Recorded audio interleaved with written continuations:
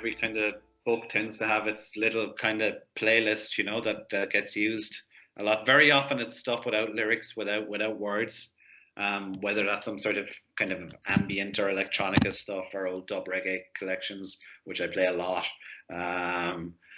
For a night boat to Tangier, predictably enough, I was listening to Miles Davis sketches of Spain a lot. But also kind of tuning into what I thought the characters would be listening to in their kind of gloriously misspent youths, which might be a million miles different from what I would have been listening to myself. But it's, yeah, you can certainly you can kind of create mood in a room that's useful for a project, I think, when you find on the right soundtrack for it.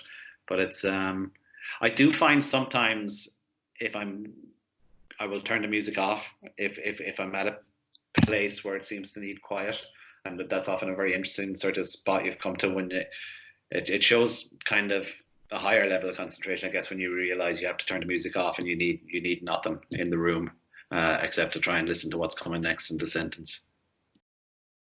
I guess something that would be fairly typically on my desk is a sketch pad. Oh yeah.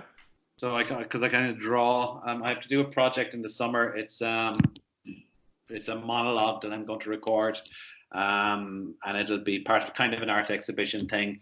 And it's the voice of a kind of a lighthouse keeper in the west of Ireland. So I've been kind of trying to figure out what he might look like or might have looked like. Unfortunately, we've got this Willem Dafoe film about a lighthouse that's also come out, which is kind of crashing into my territory a little bit. Very good film, which I'd recommend. But yeah, there's usually a sketch pad lying around.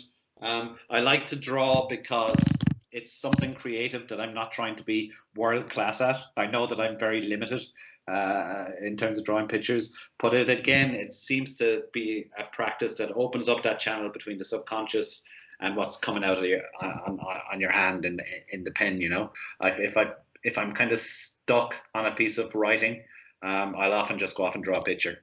You know, and it helps a great deal. When you're not directly thinking about your problem, it can sometimes work itself out.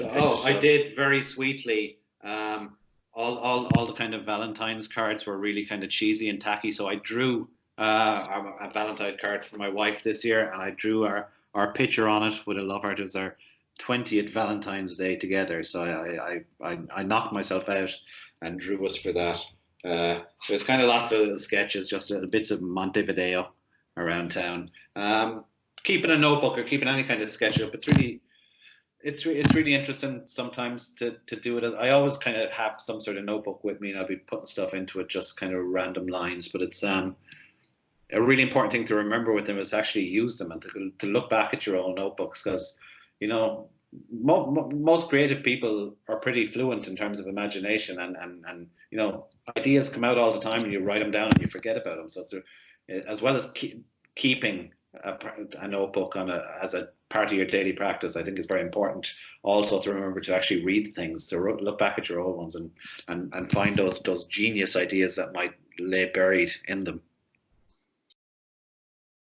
Something that I find very useful is well, I mean, I think a rookie mistake often is that you're trying to write a piece about a fiction about something that happened too recently, or that's influenced by something very recent in your life.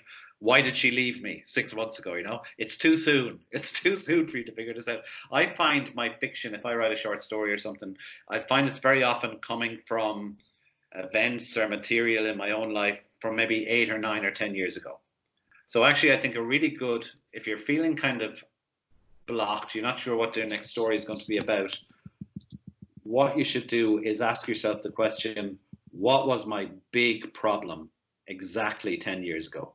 What was the thing that was eating my brain 10 years ago? And it'll probably seem ridiculous and small in retrospect, but it's been there in your subconscious for long enough that it might be able to find expression as material for fiction. I do find the events and the kind of stuff in your own life has to sit on that kind of subconscious shelf for quite a long time before you're embittered enough to try and make it come out as art, you know.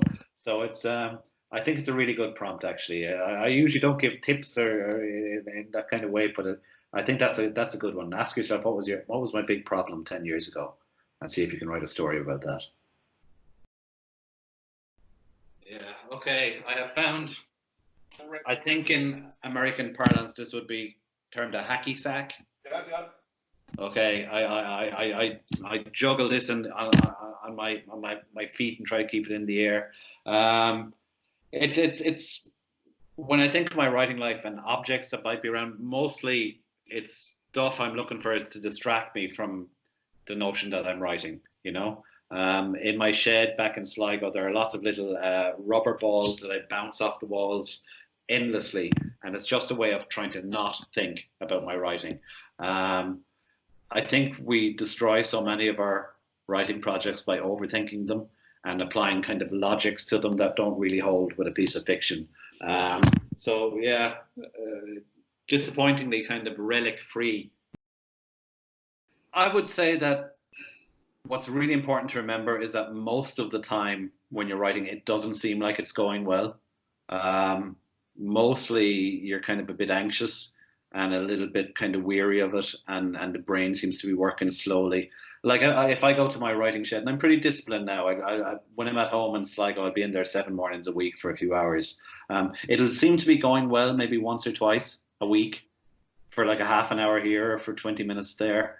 But it's very important to remember that that half an hour when suddenly the hand feels guided as it goes across the page, and there's no sense of effort and you don't have to try it. Those moments are kind of worth a lot. The good days are worth a lot, and there are no shortcuts. It's those days when you're sitting around anxious and tired and weary and you're feeling very uncreative.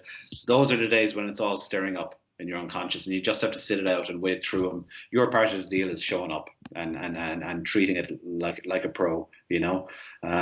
It's a kind of a weird esoteric thing to say, but when you say I'm going to write, you're actually making a pact with your own subconscious. You're saying, give me stuff, give me material.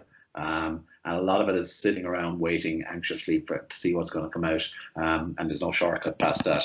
But it's a weird, mysterious business, writing, and it seems to give you just enough, just often enough to keep on going.